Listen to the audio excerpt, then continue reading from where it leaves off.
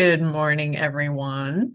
We are just at the top of the hour, so we'll give it another couple minutes for others to have an opportunity to join, then we'll go ahead and get started.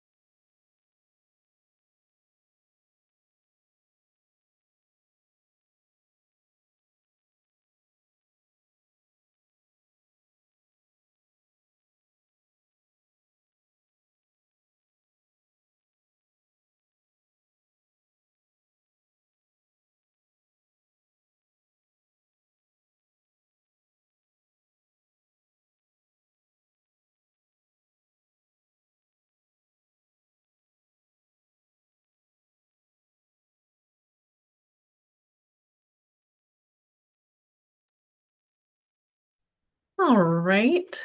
Looks like we've got a pretty good number of folks on the phone, so I think we can go ahead and begin. We could go to the next slide, please. First off, good morning, and thanks to everyone for spending some time with us talking about RA on this lovely Thursday morning. We're going to cover three topics today. Gonna give a high-level overview of the stakeholder comments that we received on the spring workshops. Then we'll talk about the initial stakeholder process timeline updates and provide some more granularity from what we presented at the last workshop. And then finally, we will cover our summer and fall workshops and the schedule and what's envisioned with those. We have two presenters today, Pam Sporborg from PGE and Jim Shetler from Bank. And before I turn it over to them, just a couple housekeeping items. Um, if folks can raise their hand, I will unmute you as quickly as possible. And if you can remember to state your affiliation, and that should provide everybody an idea of uh, what we need. So, with that, I will turn it over to Pam. Oh, Pam, you might be having an audio issue. Can you hear me, Sarah? Yes, yes, we can. Oh, great. I was trying to unmute and it would not allow me to. Good. So I'm going to talk through a little bit about the stakeholder comments we received. And first, I want to thank everyone who did provide comments. There were 18 commenters, and the quality and detail we received in these comments was really excellent. We got a lot of comments on everything from governance details and recommendations on next steps to very detailed input on some of our modeling assumptions and overall approach to resource adequacy, as well as some lessons learned from other programs and things to keep in mind as we move forward. I just really appreciate how stakeholders have taken the time to provide robust feedback, and these 18 sets of comments, I think, really do help shape and inform how we are thinking about this program going forward. I will remind folks that these comments are publicly posted on the RA webpage, which is a sub-page of the Regional Organization for Western Energy's website.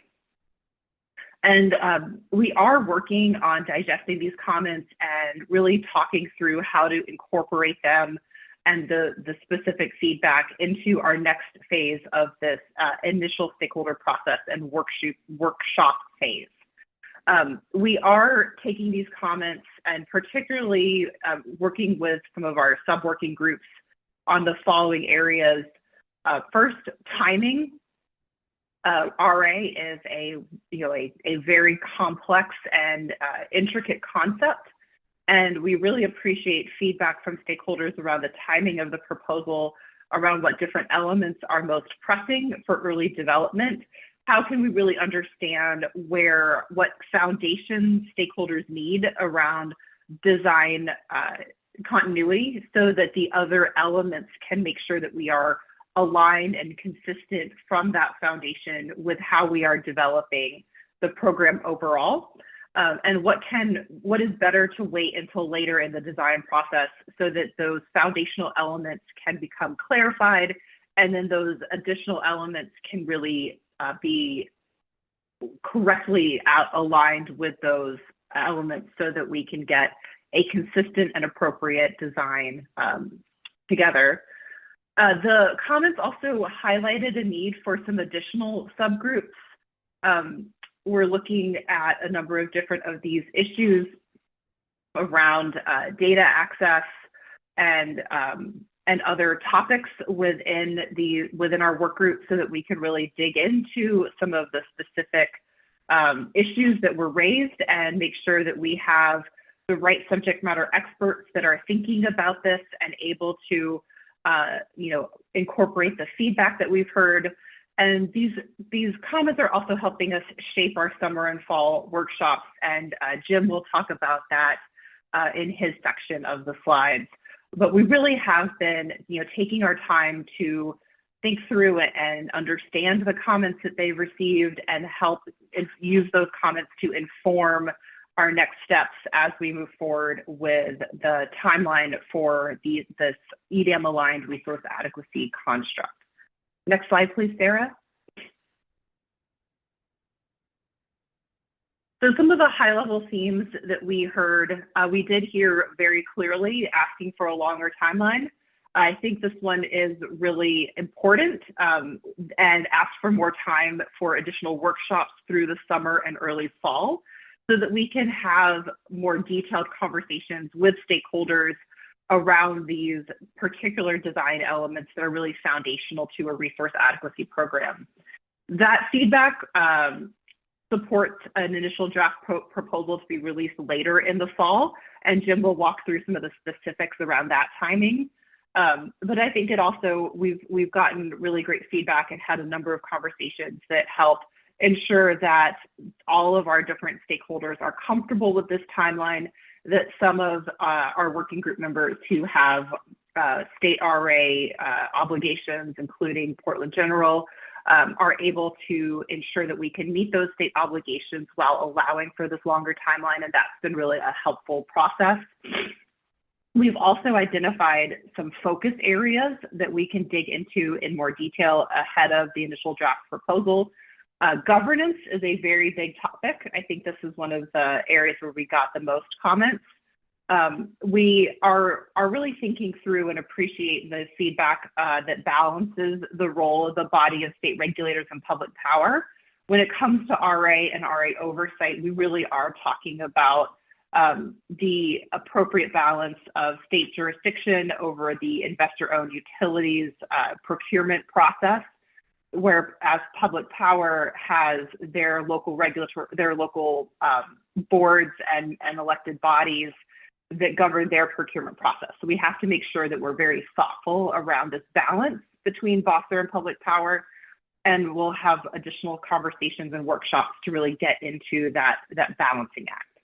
We also got feedback about the role and composition of the Technical Oversight Committee, as well as the stakeholder process and differentiating between what goes into the technical oversight committees work compared to the traditional stakeholder process that is run through the ROSE process in order to make tariff changes or other types of kind of core programmatic changes, and how the stakeholder process should include voting and other different sector representations given a different subset of stakeholders for the resource adequacy program compared to the EDAM and WEAM markets overall. We also got some input and focus on the transmission requirement and deliverability.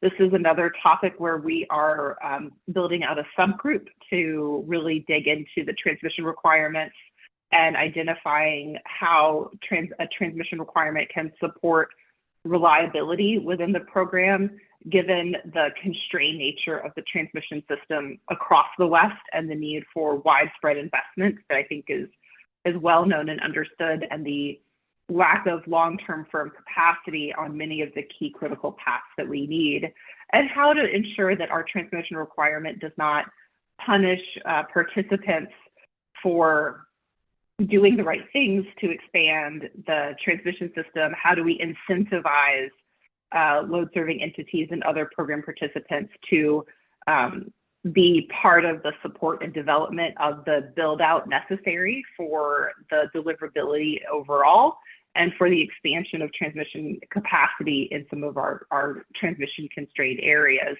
and get that balance of incentives right. We also got a lot of comments around compliance incentives and penalties.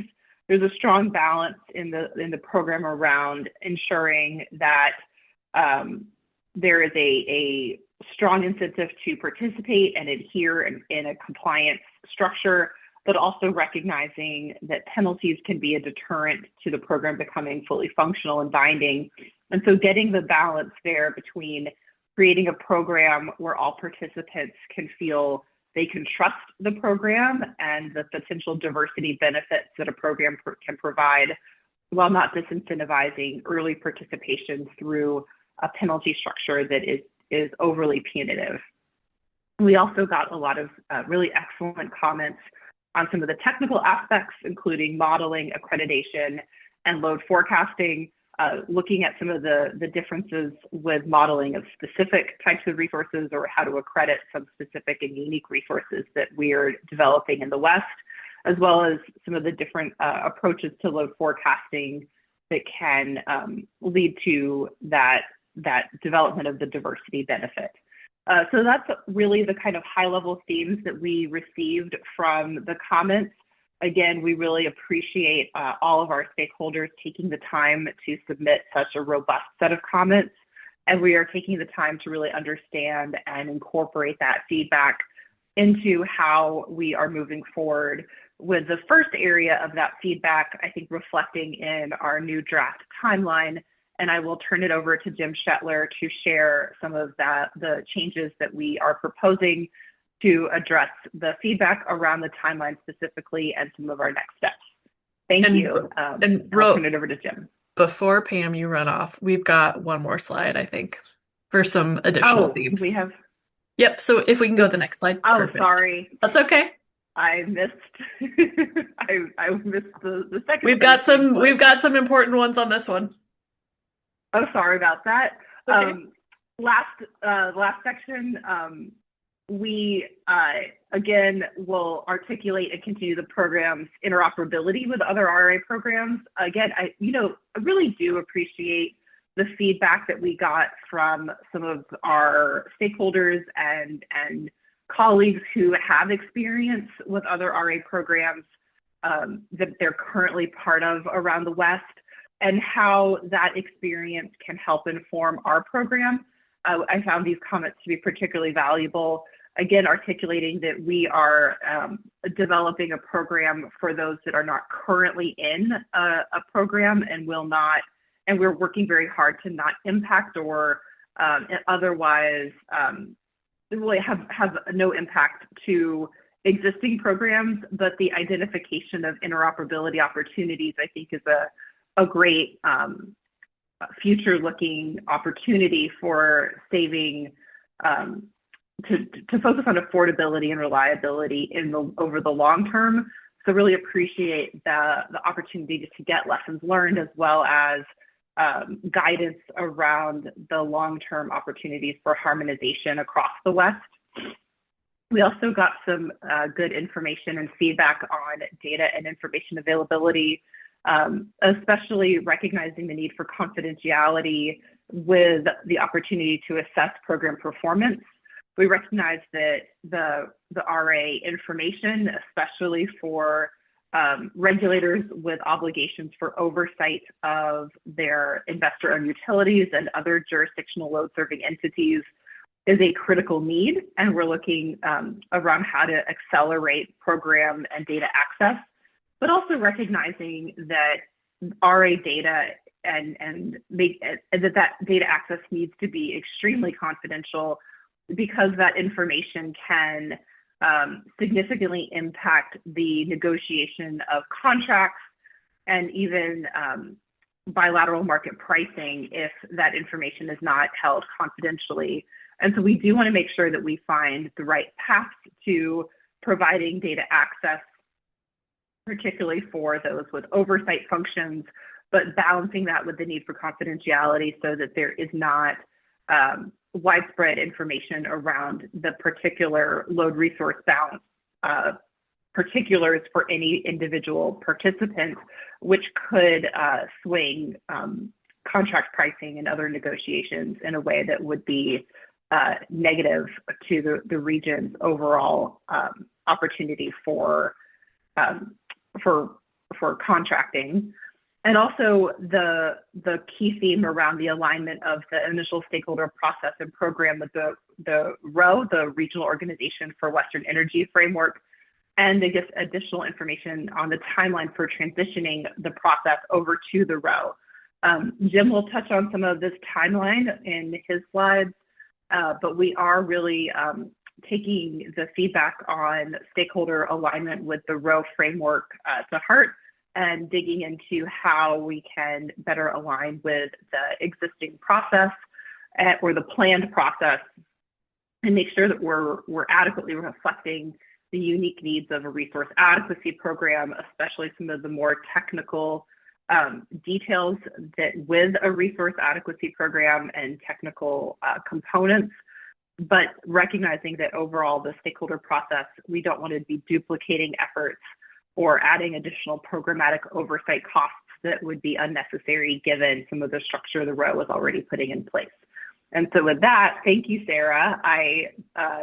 These are very important themes. I think I touched on them a little bit in the previous slide, but this, I think, really highlighting some of these particular areas of additional information that is important. And now I can turn it over to Jim to walk through the timeline and updated workshop schedule that we have, we'll put forward. Thanks, Pam. Good morning, everybody. My name is Jim Shetler. I serve as the General Manager for the Balancing Authority in Northern California and have been actively engaged as an EDAM entity in the discussions around the EDAM RA program. First of all, as Pam noted, we took to heart the feedback we got about trying to come up with a more time for stakeholder engagement in this process, while at the same time balancing the need to get a program defined so we can try to move forward with implementing a program. So with that in mind, I want to walk through the schedule for the rest of this year and into early 2027. As Pam noted, we're looking at a series of summer and fall workshops starting July 9th through mid-September. And as a result of those workshops, we would then have the work groups look at drafting an initial proposal with having something available by mid-November and publishing that, and then having a stakeholder comment period mid-November through the end of the year. As we looked at this, we realized that we need to start balancing how we interface this with the oncoming creation of the ROE. And right now, the expectation is the new independent ROE board would be seated probably mid to late October. it would be our intent, once they have a chance to get established, that before the end of the year, hopefully in the November timeframe, have some initial discussions with them about how we might move forward with a proposal and turning that over to them and how that timing might work. We have some ideas on that. We would want to discuss that with the road board. And then we would be looking at doing a November workshop on that initial draft to allow some more explanation of the proposal and some interchange with stakeholders before you got into the actual comment period. Next slide, please. So looking at 2027,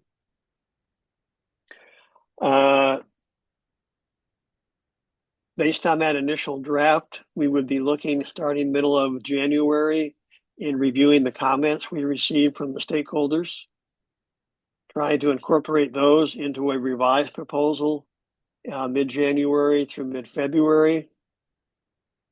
By mid-February, we'd be looking at publishing a initial revised proposal, doing a late February workshop on that proposal to present that to the stakeholder community and have some dialogue around that.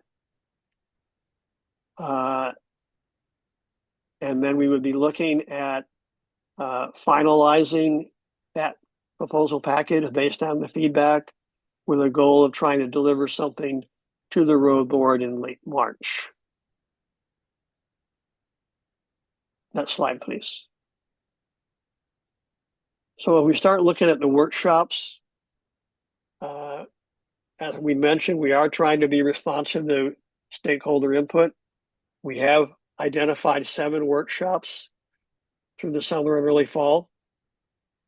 As part of that, we're looking at staging comment periods following the close of each month's workshops, and the dates for those comment periods are noted here. We also recognize that we may have to be a little flexible around this based on how the workshops go and where the feedback is, but we're trying to phase in the comments so we can work those in and respond to those in a timely manner. And then based on the flow of the workshops, it is possible we will add some additional topics to workshops based on our discussions and dialogue with the stakeholders. Next slide, please. So right now we've identified an initial tranche of how we would lay out the workshops and the subjects we would cover. So our first workshop on July 9th, we thought it'd be good to do an overview of the row framework and make sure we're all grounded on how that would work. The July 16th workshop, we're looking at having some dialogue around the value proposition and making sure we can define that properly for the stakeholders and ourselves. July 23rd would be some more discussion on transmission and compliance. August 6th, we haven't come up with specific topics per se, but we're looking at technical design as the subject focus for that workshop. The 20th of August would be more dialogue on transmission and delving into the governance questions. September 10th, another technical design workshop. And then September 17th would be kind of an overview and update on, based on the feedback and the workshops we have, where we think things are standing. One area is that we wanted to note is that we did not specify a specific workshop for the data issue in and of itself, but we do view data and the issue of how to handle data will be weaved into the discussion we have as we work through all of the workshops. Next slide, please. Maybe we'll stop there and see if we have any questions. And I see we've got a hand up from Nick Pappas. Let me. Hey, thanks, Sarah. Thanks, Jim. Hey, I just had a question on the last slide, and maybe I missed it. Are you planning a workshop on resource accreditation? That would be part of the technical design efforts. So Okay. it's embedded in the August 6th and the September 10th workshops. I'm glad to hear it's on the agenda. I would suggest that's a very meaty topic across, many dimensions of resource types. Could be worth perhaps its own discussion. And then one other question. This goes to I think 2 slides prior, the initial proposal. Can you share any thoughts on sort of what level of depth you anticipate? Is that going to be sort of concept level, tariff level, or how do you envision, or what sort of work product do you envision there? Yes. Did that answer the question? No. I think more concept level. I don't think we'll be getting into tariff level language.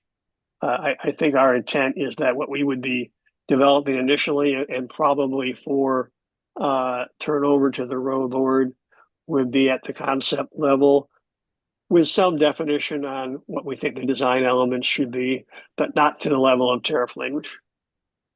Okay. And then last question related to that is it seems like barring any significant breakthroughs during the workshop process, the proposal is that outside stakeholders would submit comments on the workshop and the proposal, but it would be the participants sort of deciding whether to accept, reject, how to design, and then submitting that to the row. That is correct. Okay. I'll just flag, I do think that is going to be a major area of discussion and pushback, as you've seen in some of the comments, but I can hold that discussion for later. Thank you, Jim. Thanks. Yep. Other questions? Hi, this is Elaine. I think I was the second person to have my hand up. Sorry, Sarah, if I jumped again. You can hear me, right, Jim? I can, yes, Okay. Elaine. Okay. So I agree with what Nick just said about governance, and along those lines, I think it's on the next slide. It says this work group, well, maybe it's not that one, but on one of the it's making Yep. the decisions Oh, about there you are. what's in Okay. and out of the Thought I package. lost you. Is going to the row board to talk to them about next steps and how to proceed. I'd like to recommend that's done at a public meeting. I mean, everything is sort of in this closed loop right now, decision making, but I think when you go to the board, stakeholders have the opportunity to hear what you're saying to the board and comment on that in a public meeting, one of the board's public meetings, as a suggestion to open this up a little bit. Yeah, that's it. Appreciate that input. That obviously will be a decision that the board would make, not us, but appreciate that feedback. We'll take that into consideration. Hey, Jim, this is Mark Specht with the Union of Concerned Scientists. Hey, I just Mark. had one comment and question. Just on the workshop schedule on one of the later slides there, I guess I just wanted to suggest that y'all might consider having one workshop dedicated to governance and perhaps also any differences in the stakeholdering process that you all are proposing. I just noticed that governance is grouped together with transmission there, and that just seems like two very big topics that might not quite get enough time each if you group those together like that. So just one suggestion to deal with those governance issues and perhaps stakeholder issues as well in a dedicated workshop. And the question I wanted to ask was just, could you all just be more explicit about how exactly you all are using the latest round of comments? Like, are those going to inform the initial proposal that you're talking about? Are they also informing the content of the workshops that are coming up? Could you just say more about how those comments will be Sure. used? Sure. Then first of all, I appreciate your comment about governance. And I do like the idea of maybe looking at a workshop around governance, the stakeholder process. So appreciate that feedback.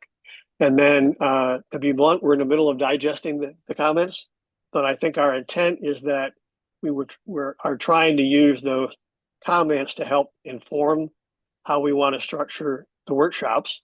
Absolutely. And then also to inform how we should look at developing the proposal coupled with the follow-on comments we'll get from these sets of workshops. So hopefully that was responsive. And I also add, Mark, that July 9th workshop on the row framework review should be a good opportunity for bridging between the row framework on governance and some of the opportunities for structured deviation or RA specific differences.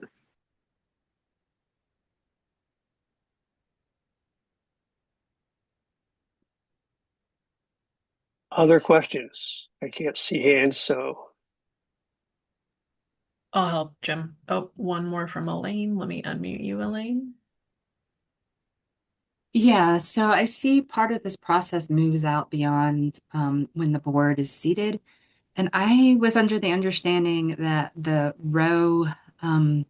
pathways volunteers are going to be looking at what the stakeholder process should look like for this RA program post board and making a recommendation to the board. How are those two things working together? That just sort of your first idea what it looks like, and you're working with the pathways group to come up with the plan you're going to present to the board? yeah. So the intent is that once the board is seated in October, that one of the things we will be providing the board, and now I'm talking about the Pathways Initiative, not the EDMRA initiative, uh, is a briefing book on what are the issues and recommendations from the Pathways group. In that will be the stakeholder process, but it will be the stakeholder process that the board would conduct once we turn the RA program over to them.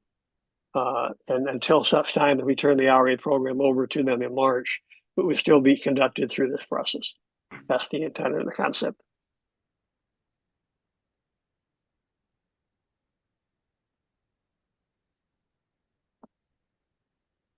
And Jim, we've got another Yep, question from yep, Nick. I will yep. Go unmute ahead, Nick. Nick.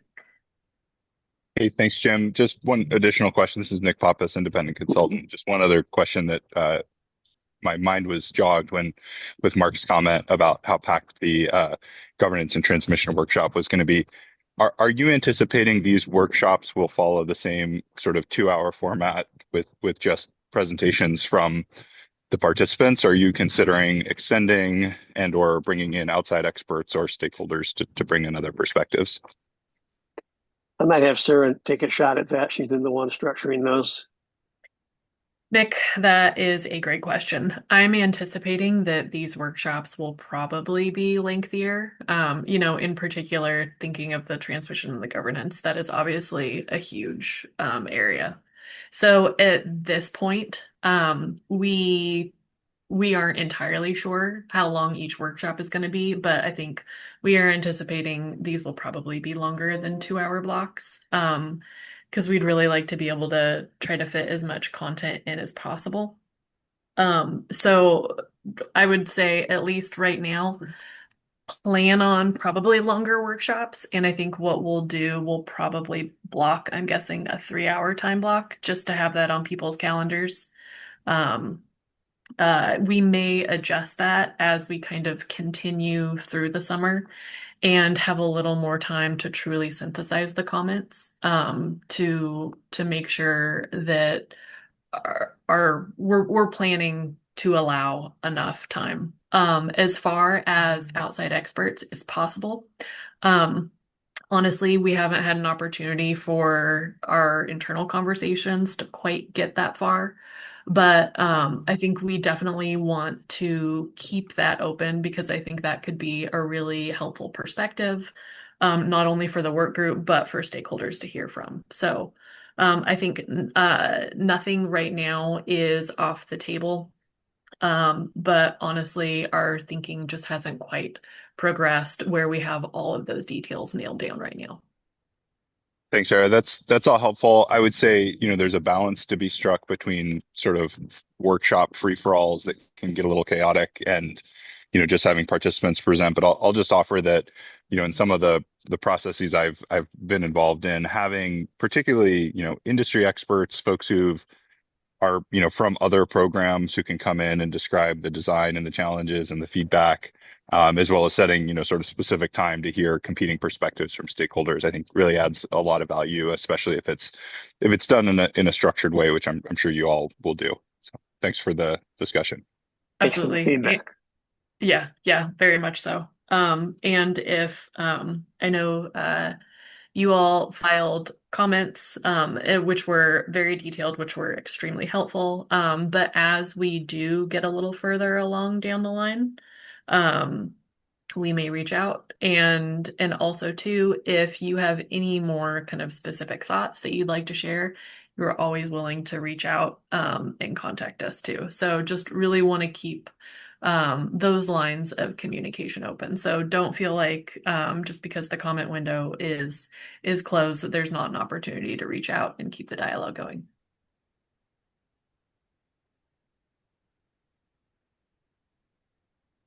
Any other questions? Yeah.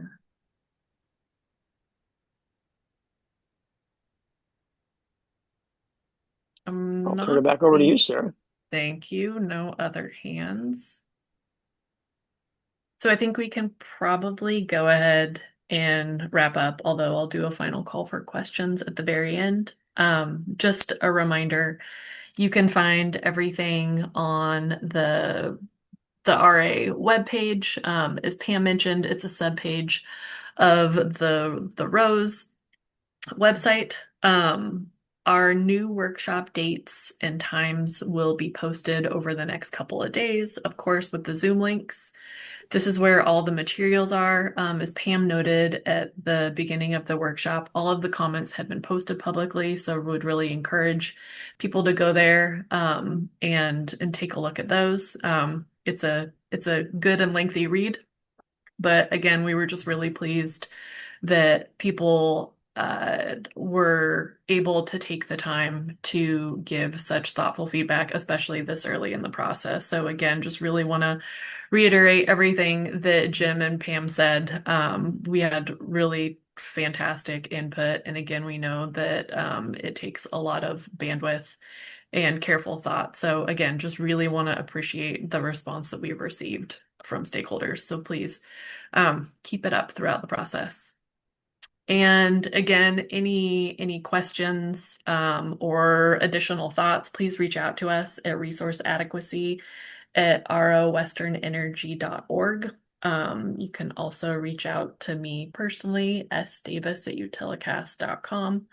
But we'll try to be as timely as possible in our responses back. But again, just want to reiterate that we really want to keep these communication channels open. So please don't hesitate to reach out. And I think we can go to the last slide, which is just final call for any additional questions, thoughts, or reactions that folks haven't had a chance to share yet. Nick, let me unmute you again. Go right Hey, ahead. thanks, Sarah. Sorry to be hogging the conversation here. No. This is not something we raised in our comments, but something that's been on my mind as this is going through. Are you in your timeline scoping some analysis in parallel? I think there's a lot of analysis that can be done sort of on the pathway to designing the program rules, and I think getting some insights on the regional position, potential gaps would be helpful, both giving us as much collectively as much advance notice as possible on what those are, but also that may be very informative in terms of, you know, how the rules might be designed and the timeline and the compliance penalties, et cetera, et cetera. That is something that we are thinking about and are starting to talk about within the work group, trying to just kind of get our arms around exactly that. You know, what is the universe of analysis and or studies that we might be able to do kind of in the near term versus what is going to ultimately be needed for us to kind of achieve that end state for the program. So yes, it's on the radar. We're in the process of talking about it. I think that's something that we also envision talking with stakeholders more about this summer, probably at that first technical workshop. I don't know if we'll be able to weave it in prior to that, but yes, really pleased that you raised that because this is something that we've been thinking about and are really kind of starting to try to talk about. But I will say the conversations are still in the early stages. Yeah, thanks. That's great to hear, Sarah. And I would just encourage any opportunity to kind of present those, both the inputs and the outputs publicly is really beneficial. You know, having a universe of stakeholders with, you know, expertise in other proceedings just adds a lot of value because these studies are complex, they're nuanced, there's lots of science and art, and getting feedback on both of those is really helpful. And I would just encourage, for the utility participants, I know sometimes the idea of having some of these analyses be under public scrutiny can feel intimidating or seem sensitive, but I think there's a long precedent of ISO regions and non-ISO regions doing these kind of studies at the aggregate level and getting really useful insights that can then lead into both policy design and also maybe, spur resource investments in areas that we need it. That can be really helpful without compromising any individual participants' commercially sensitive information. So would really encourage that to be public if possible. Thank you. Yeah, appreciate that feedback. And to Nick, I think this, part of another aspect that we talked about is data. And that really came through very clearly, not only in the workshops, but also in the comments too. So I think some of those study conversations will also be part of the data conversation. We'd like to start that probably at the second workshop in July on the 16th, where we're talking about the value proposition. So, these pieces are so intertwined that we hope to be able to start the conversation and continue it over the summer. And I think we have at least kind of those 7 workshops set up. We've at least scoped broadly kind of what those topics will be, but it's probably going to happen that we will have to weave some of these issues through multiple workshops. Data is definitely one, and I wouldn't be surprised if, kind of pairing with that, the conversation about additional analysis and studies, follows that as well. Elaine, I will unmute you. Yeah, hopefully an easy question. How soon will these slides be posted? They will be posted probably by this afternoon. If not this afternoon, then I think probably tomorrow morning. Okay, thank you. Yeah.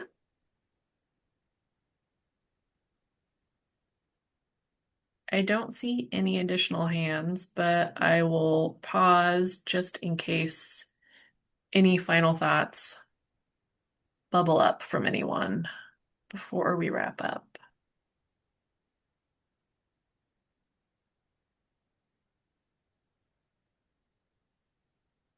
Just want to thank everybody for their participation. Absolutely. All right. I'm not seeing any additional hands, but as Jim just said, very big thank you to everyone. And we will get the slides posted. We will also get the workshops with the dates on the website shortly too.